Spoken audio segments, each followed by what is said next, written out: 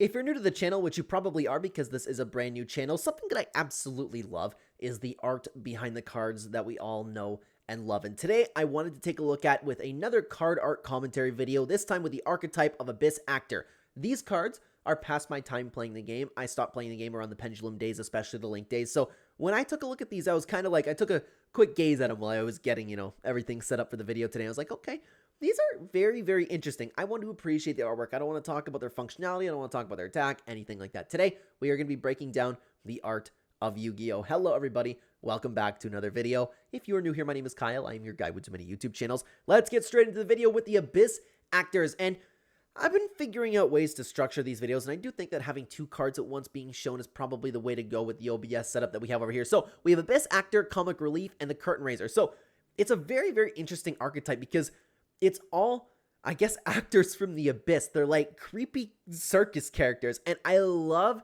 the background for them. I love that the Curtain Raiser is coming out of a cave. I like how this dude's on stage. This is like an ugly Wario-looking guy, the perfect opportunity, like the perfect card for a comic relief character. I like the weird eyeballs coming out of him. His eyes aren't necessarily eyes, but the eyes are on his gut. Super weird. The Curtain Raiser as well, too. It's a dude hiding in the curtain with the hands coming off of it. Like, it is just creepy, weird, clown stuff, and I think it's really cool, man. I think they are actually really, really well done. It makes me a little bit more excited and, like, want to take a look at their functionality a little bit. We're starting off with, like, two really, really clean designs. Let's continue on to the Evil Heel and Extras. I don't really know what Evil Heel would be like. What does it say over here? Okay, so you can tribute an Abyss Actor monster, target one face-up monster your opponent controls.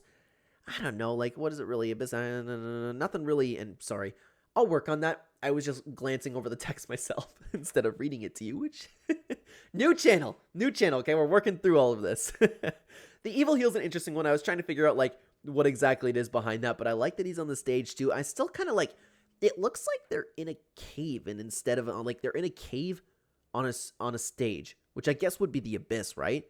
But this is cool. I like the weird, like, they have, it's like a face within the eyeball and a curse, like, symbol over here. This looks really clean, and I also love the extras, like, of course, just being extras over there. It's all, like, creepy, and I didn't realize, like, do they all have the same kind of eye to them? That's pretty cool. I like the different colored jackets, and again, I like the backgrounds. It's like they are in the Abyss, but at the same time, they're on stage, they're in a circus, they're actors. I think this is just a very, very cool archetype. Let's continue on to the Funky Comedian and Hyper Director.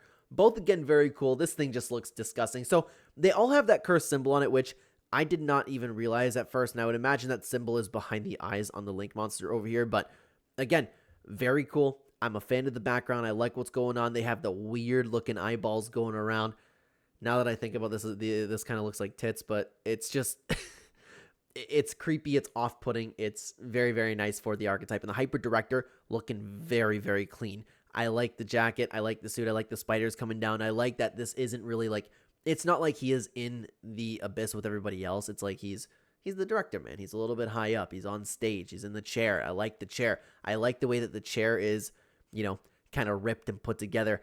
Very, very clean. I like what's going on with his ankle over there. It's kind of like he's weirdly trapped in there, but I know it's just like giant pant legs. It's all really nice.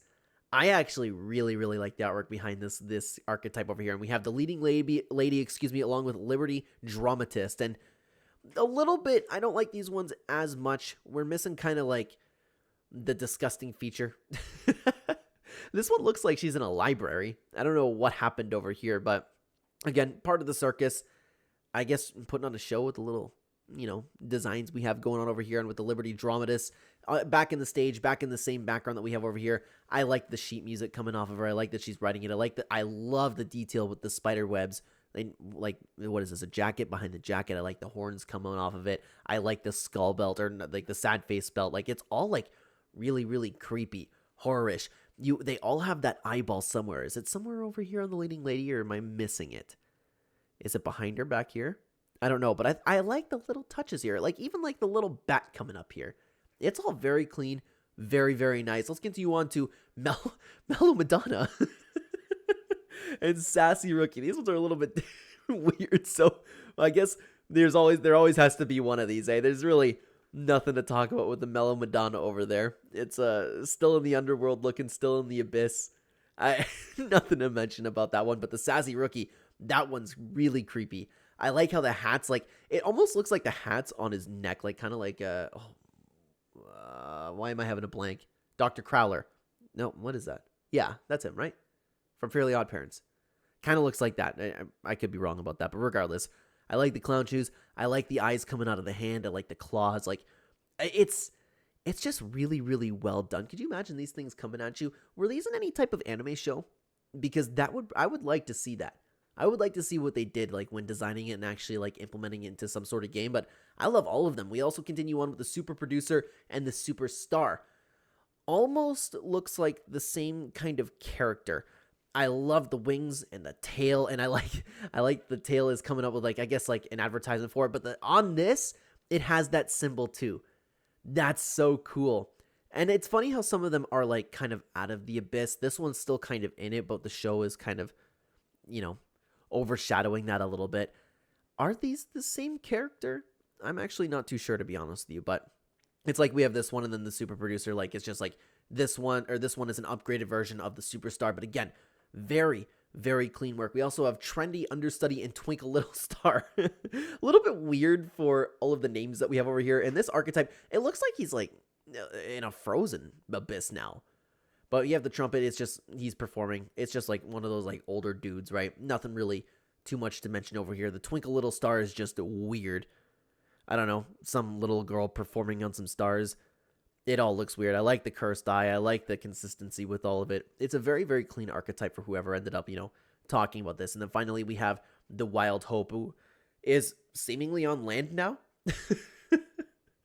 Maybe a dude from the Wild West. I don't know. Maybe they're just recruiting him or something. But honestly, there isn't really too much to talk about with him. He doesn't really feel like he fits all that much. He kind of looks like a cross between like an Autobot and a weird clown character for this archetype over here. It looks like he's outside of the abyss. Could be wrong about that one. Once per turn, you can make this card gain 100 attack for each abyss monster you currently control different names. Until the end of this turn, this card is destroyed by battle card effect. Nothing really, suggests of why it should be outside of the abyss, but hey, it's still cool. It keeps up with the theme enough, guys. This is a very, very clean archetype. I enjoyed looking at it, and I hope you enjoyed it as well. We also did take a look at the Assault Mode archetype. If you want to check out that video, it can be on screen right now. I would love to have you over there. Thank you very much for watching, everybody. Take care.